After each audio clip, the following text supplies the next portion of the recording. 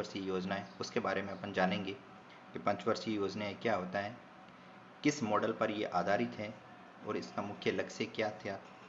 तो अपन एक बार शुरू करने से पहले अपने YouTube चैनल को लाइक कर दीजिए, शेयर कर दीजिए एंड सब्सक्राइबर जरूर करें, ताकि आने वाले सारे नोटिफिकेशन आपको समय समय पर मिलते रहे। तो चलते हैं, अपन शुरुआत करते हैं प्रथम पंचवर्षीय योजना की तरफ। तो प्रथम पंचवर्षीय योजनाएं जो उसकी जो अवधि थी, तो इस योजना की जो अवधि है वो 1951 में शुरुआत हुई थी और 1956 तक इस तक चली थी। तो इसका लॉक इन जो अवधि है 5 साल की 1951 से 1956 तक थी। ये एक मॉडल पर आधारित थी। जो मॉडल था उस मॉडल का नाम है हैरोल्ड डोमर मॉडल पर ये प्रथम पंचवर्षीय योजना है आधारित थी। बहुत बार ये क्वेश्चन आ चुका है पिछले काफ़ी एग्जामों में कि ये जो प्रथम पंचवर्षीय योजना है किस मॉडल पर आधारित थी। तो साथियों, मैं आपको बता दूं कि ये आप ज़रूर याद करें कि जो भी पंचवर्षीय योजनाएं हुई वो कौन से मॉडल पर आधारित है, ये आप अच्छे से दिमाग में बैठा लीजिए। तो ये योजना अपने हैरोल्ड डोमर मॉडल पर आधारित थी। आगे बढ़ते हैं। इसका जो मुख्य उद्देश्य था, इसका जो मुख्य ध्यान था प्रथम पंचवर्षीय योजना का, वो देश के कृषि विकास पर था। यानी जो प्रथम पंचवर्षीय योजना पर ज़्यादा जो वित्त दिया गया था वो किस पर, कृषि विकास पर था। ये योजना बिल्कुल सफल रही थी और इस योजना में 3.6% की वृद्धि दर हासिल की गई थी। ये अपने प्रथम पंचवर्षीय योजनाएं थी। आगे बढ़ते हैं सेकंड पंचवर्षीय योजना की तरफ।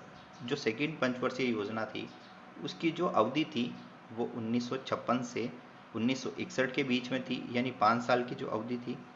पंचवर्षीय योजना को आप समझ सकते हैं, 5 साल की जो योजना सरकार के द्वारा बनाई गई है उसी के दौरान ये जो अवधि का जो लॉक इन टाइम पीरियड दिया गया है वो दिया गया है 1956 से 1951 के बीच में। ये योजना भी एक मॉडल पर आधारित थी, पीसी महालनोबिस मॉडल पर आधारित थी। मित्रों, ये मैं बता दूं, यह जो मॉडल है, इस मॉडल के बारे में पिछले बहुत सारे एग्जामों में इस पर क्वेश्चन आ चुका है कि दूसरी पंचवर्षीय योजनाएं कौन से मॉडल पर आधारित थी। तो आपको इसको बहुत अच्छे से दिमाग में बिठा लेना है कि जो सेकंड पंचवर्षीय योजनाएं हुई थी वो पीसी महालनोबिस मॉडल पर आधारित थी। इसका जो मुख्य लक्ष्य था दूसरी पंचवर्षीय योजना का, ये औद्योगिक विकास पर था। यानी इसको सबसे ज़्यादा वित्त उद्योगों पर दिया गया था कि ज़्यादा से ज़्यादा उद्योग विकसित होए जिससे अपने देश की अर्थव्यवस्था बढ़ सके। तो ये योजना भी बिल्कुल सफल रही थी।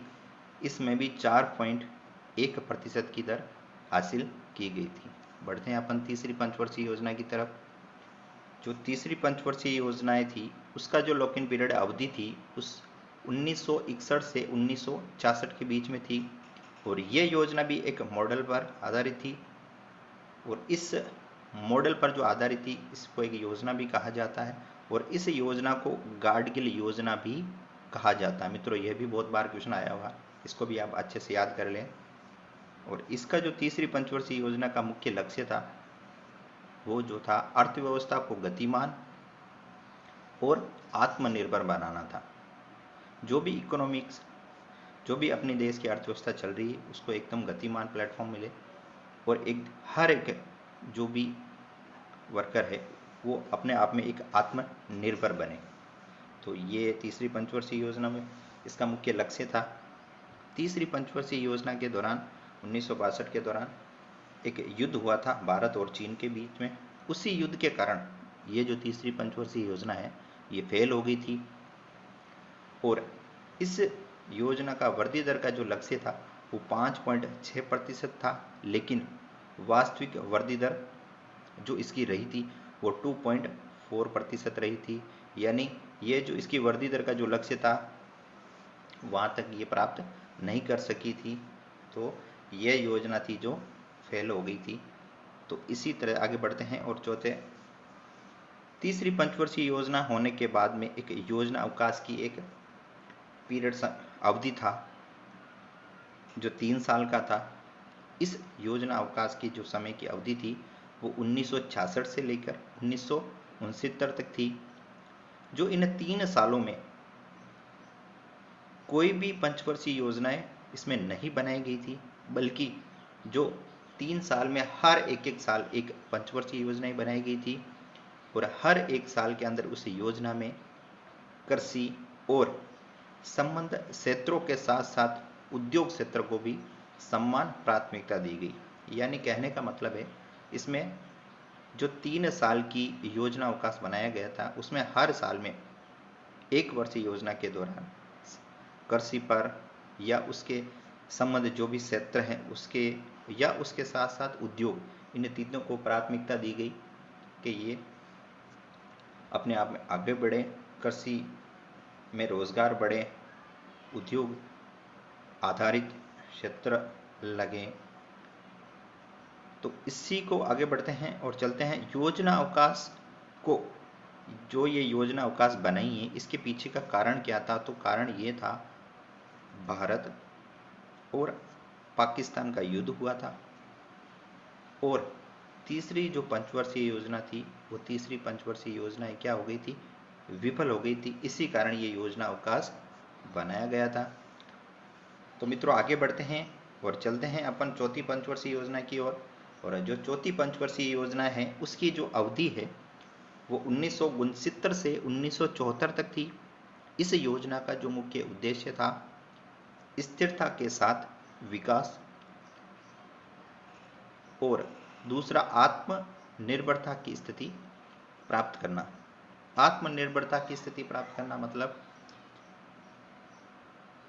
मित्रों जो भी है पर्सन है वो अपने आप में एक आत्मनिर्भर बने, अपना एक उद्योग स्थापित करें, खुद आत्मनिर्भर बनाए, दूसरों को भी आत्मनिर्भर बनाए, यानी खुद रोजगार प्राप्त करे और दूसरों को भी रोजगार दे।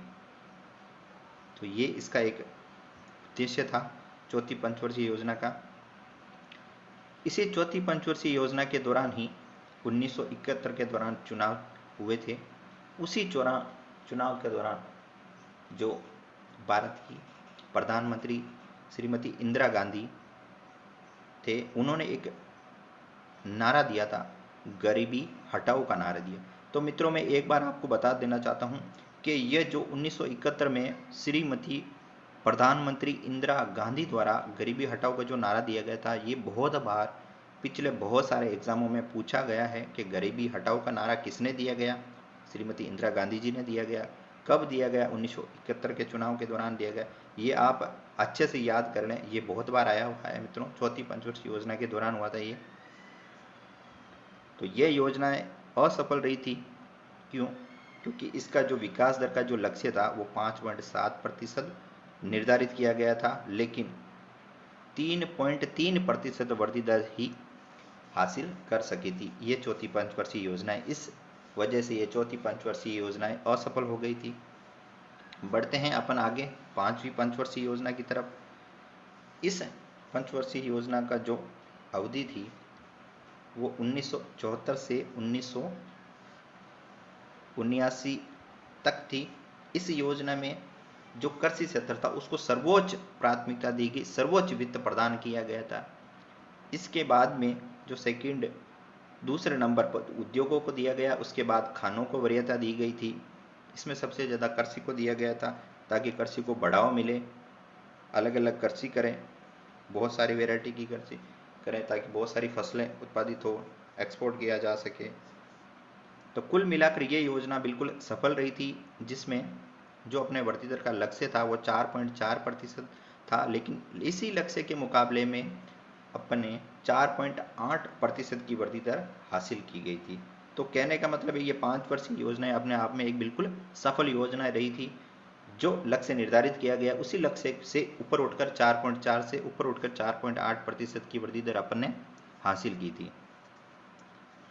तो इस योजना का जो ड्राफ्ट है वो श्री डीपी धर द्वारा तैयार किया गया था। मित्रों ये मैं बता दूं, इसको डीपी धर मॉडल भी कहा जाता है। बहुत बार प्रश्न आया हुआ है कि डीपी धर मॉडल कौन सी पंचवर्षीय योजना को कहा जाता है? 5वीं पंचवर्षीय योजना को डीपी धर मॉडल द्वारा कहा जाता है। ये आप अच्छे से याद रखें। उसी दौरान जो सरकार बनी थी, नवनिर्वाचित मोरारजी देसाई सरकार बनी थी, उसी योजना को इस जो सरकार ने है समय से पहले ही, यानी इसका जो समय था वो 1974 से 1979 तक था, लेकिन इन्होंने क्या किया था, एक साल पहले ही यानी 1978 में ही इस पंचवर्षीय योजना को समाप्त कर दिया गया था। और एक साल समाप्त करने से पहले ही जो उनको एक साल मिला था, उसी एक साल के दौरान उन्होंने एक प्लान तैयार किया गया था। उस प्लान को उस सरकार ने रोलिंग प्लान के नाम से नाम दिया गया। तो मित्रों देखो, रोलिंग प्लान क्या है। जब केंद्र में मोरारजी देसाई सरकार सत्ता में आई थी, तो उसने 5वीं पंचवर्षीय योजना को 1978 में ही खत्म कर दिया गया था और इसके स्थान पर एक वार्षिक प्लान बना दिया गया था, जिसे रोलिंग प्लान कहा गया था। तो मित्रों ये भी याद रखें, कौन सी सरकार ने रोलिंग प्लान बनाया था और कौन से सन में बनाया था, ये आप जरा अच्छे से याद कर लें। बढ़ते हैं आगे छठी पंचवर्षीय योजना की तरफ। जो छठी पंचवर्षीय योजना है, इसकी अवधि 1980 से 1985 तक थी गई थी। इसका जो मूल उद्देश्य था वो गरीबी उन्मूलन, यानी गरीबी हटाओ का नारा भी मान सकते हैं। एक गरीब से कैसे गरीबी को दूर किया जा सके, वो भी हो सकता है। तो इसका उद्देश्य आप सोच सकते हैं, गरीबी उन्मूलन और तकनीकी आत्मनिर्भरता, यानी कोई भी इंसान, कोई भी व्यक्ति तकनीकी रूप से अपने आप में एक आत्मनिर्भर बने, अनेक तकनीकी का प्रयोग करते हुए एक उद्योग स्थापित करे, अपने आप में एक खुद आत्मनिर्भर बने, एक रोजगार प्राप्त करें, दूसरों को भी रोजगार दें। तो इसका एक मेन उद्देश्य था। छठी पंचवर्षीय योजना ने भारत में आर्थिक उदारीकरण की शुरुआत की थी। मूल्य नियंत्रण समाप्त हो गए थे, राशन की दुकानें बंद कर दी गई थी, जिससे खाद्य कीमतों में वृद्धि हो गई थी। तो मित्रों आप देख सकते हैं, जो छठी पंचवर्षीय योजना है उसमें एक उदारीकरण का दौर आया, मूल्य पर बिल्कुल नियंत्रण लग गए। राशन की दुकानें, जहां पर एक गरीब व्यक्ति, उनको जो राशन मिलता था वो दुकानें बंद कर दी गई थी, जिससे क्या हो गया, बाहर जो दुकानें थी उनमें खाद्य जो कीमतें हैं उनमें क्या वृद्धि हो गई थी। और देश में महंगाई ने अपने पैर पसारने शुरू कर दिए थे, हर क्षेत्र में महंगाई का दौर बढ़ना शुरू हो गया था। इस प्रकार इस योजना के समय से नेहरू के समाजवाद का क्या अंत हो गया। तो नेहरू जी ने समाजवाद का एक दौर चला था, उसी दौर को यहाँ पर क्या हो गया, समाजवाद का एक अंत हो गया और यहाँ पर एक आर्थिक उदारीकरण की शुरुआत हो गई। वो कब, छठी पंचवर्षीय योजना के दौरान। तो मित्रों आप देख सकते हैं कैसे उदारीकरण की शुरुआत हुई और कैसे समाजवाद का अंत हो गया था छठी पंचवर्षीय योजना के दौरान। बढ़ते हैं आगे। इसी योजना के समय में देश में एक प्लानिंग की शुरुआत हुई थी, फैमिली प्लानिंग की, और उसी दौरान नाबार्ड बैंक, जो एक ग्रामीण बैंकों का शीर्ष बैंक माना जाता है, वो 1982 में इसकी स्थापना हुई थी। ये योजना बहुत सफल हुई थी। इसका जो विकास लक्ष्य 5.2% निर्धारित किया गया था, लेकिन इसने 5.7 वृद्धि दर हासिल की गई थी। तो छठी पंचवर्षीय योजना एक बिल्कुल सफल के तौर पर अपन इसको देख सकते हैं। बढ़ते हैं आगे 7वीं पंचवर्षीय योजना की तरफ, और इसकी अवधि है जो 1985 से 1990 तक थी। इस जो 7वीं पंचवर्षीय योजना, इसका जो मूल उद्देश्य था, आत्मनिर्भर अर्थव्यवस्थाओं की स्थापना और रोजगार के पर्याप्त अवसर पैदा करना था। यानी हर एक व्यक्ति, हर एक अनएम्प्लॉयमेंट बेरोजगार व्यक्ति अपने आप में एक आत्मनिर्भर बने। आत्मनिर्भर बनने से अपने देश की अर्थव्यवस्था अच्छी होए, उसको एक रोजगार मिले, वो दूसरों को भी रोजगार दे, रोजगार के पर्याप्त अवसर पैदा करना, यानी पर्याप्त अवसर देंगे, रोजगार, दूसरों को भी रोजगार मिल सके। तो इनका एक मूल उद्देश्य था 7वीं पंचवर्षीय योजना का। इसी योजना में पहले निजी क्षेत्र यानी प्राइवेट को सार्वजनिक क्षेत्र की तुलना में अधिक प्राथमिकता दी गई थी। यानी निजी क्षेत्र को, यानी हर एक कोई भी इंसान या हर एक कोई भी तकनीकी लगा कि अपना निजी क्षेत्र यानी अपना एक उद्योग स्थापित कर सके, तो उसको इन्होंने क्या अधिक प्राथमिकता दी गई 7वीं पंचवर्षीय योजना के दौरान। इसका जो विकास लक्ष्य था वो 5.0% तय किया गया था, लेकिन इसने 6.0% वृद्धि दर हासिल की गई थी। तो ये भी बिल्कुल अपन इसको सफल मान सकते हैं, 7वीं पंचवर्षीय योजना भी एक सफल हुई। इसी दौरान 7वीं पंचवर्षीय योजना के दौरान 8वीं पंचवर्षीय योजनाएं शुरू करने से पहले वार्षिक योजनाएं लागू की गई थी। वो किस वजह से की गई, चलते हैं अपन वार्षिक योजना की तरफ और देखते हैं। केंद्र में अस्थिर राजनीतिक स्थिति के कारण 8वीं पंचवर्षीय योजनाएं समय पर शुरू नहीं हो सकी। इसी कारण 1990 से 91 और 1991 से 92 में 2 वार्षिक योजनाएं बनाई गई थी। तो 2 वार्षिक योजनाएं कब बनाई गई थी मित्रों, आप देख सकते हैं 90 से 91 और 91 से 92 के अंदर 2 वार्षिक योजनाएं बनाई गई थी। इसी वार्षिक योजना के बाद में 8वीं पंचवर्षीय योजना का प्लान बनाया गया था, और इसी जो 8वीं पंचवर्षीय योजना का प्लान था उसकी जो अवधि थी, उस योजना की अवधि 1992 से 1997 तक थी। इस योजना में मानव संसाधन विकास जैसे रोजगार, शिक्षा और सार्वजनिक स्वास्थ्य के विकास को सर्वोच्च प्राथमिकता दी गई। यानी सबसे देख सकते हैं मित्रों, एक रोजगार, सभी को रोजगार मिले, सभी को शिक्षा मिले और सभी के स्वास्थ्य को ध्यान में रखते हुए उसको सर्वोच्च प्राथमिकता दी गई। कब? 8वीं पंचवर्षीय योजना के दौरान।